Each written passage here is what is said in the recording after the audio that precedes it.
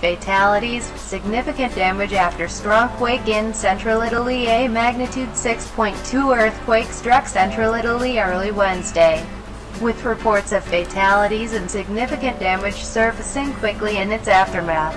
Officials say the towns of Accumoli and Amatrice appear to be the hardest hit by the quake, which struck at 3:36 a.m. local time as most residents slept inside their homes. At least 21 people have been killed, according to Italy's ANSA news agency. The damage was so extensive in the town of Amatrice that its mayor told the AP the town isn't here anymore. Tremors were felt as far away as Rome, more than 100 miles away from the quake's epicenter. The mayor of Amatrice told ANSA that a large portion of that town had been destroyed and that residents had been buried under the rubble of collapsed homes and buildings. Sergio Parisi told state-run Rai Radio and Sky TG24 that he needs heavy equipment to clear rubble-clogged streets to get to the injured, the Associated Press reported.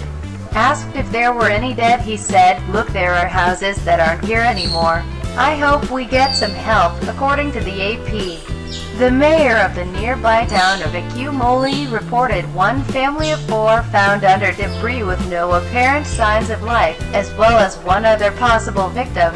Fabio Corcio, head of Italy's Civil Protection Department, called it a serious earthquake that resulted in wounded and serious damage.